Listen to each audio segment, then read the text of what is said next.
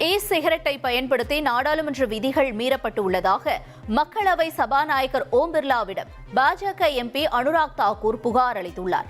திரிணாமுல் காங்கிரஸைச் சேர்ந்த நாடாளுமன்ற உறுப்பினர் அவையில் அமர்ந்திருக்கும் போது வெளிப்படையாக மின்னணு சிகரெட்டை பயன்படுத்துவதை காண முடிந்ததாக பாஜக எம்பி அனுராக் தாக்கூர் குற்றஞ்சாட்டியுள்ளார். இந்திய ஜனநாயகத்தின் கருவறையான மக்களவைக்குள் தடை செய்யப்பட்ட பொருட்களை பயன்படுத்துவது நாடாளுமன்ற ஒழுக்கத்தை அப்பட்டமாக மீறும் செயல் என்றும் அனுராக் தாக்கூர் புகார் தெரிவித்தார்.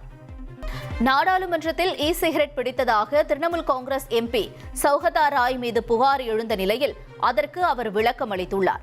அவைக்குள் சிகரெட் புகைப்பது தடை செய்யப்பட்டுள்ளதாகவும், ஆனால் நாடாளுமன்ற வளாகத்தில் திறந்த வெளியில் சிகரெட் புகைப்பதற்கு எந்த தடையும் இல்லை என கூறினார்.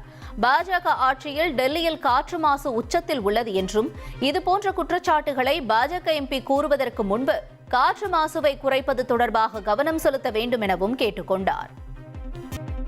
டெல்லியில் நிலவும் காற்று மாசுபாடு தொடர்பாக நாடாளுமன்றத்தில் விவாதிக்க தயாராக இருப்பதாக மத்திய அமைச்சர் கிரண் ரிஜிஜு கூறியுள்ளார். காற்று மாசுக்கான காரணம், தீர்வு குறித்து அனைத்து கட்சியினருடன் பேசுவோம் என்றும், இது தொடர்பான பரிந்துரைகளை கேட்போம் என்றும் கிரண் ரிஜிஜு தெரிவித்துள்ளார்.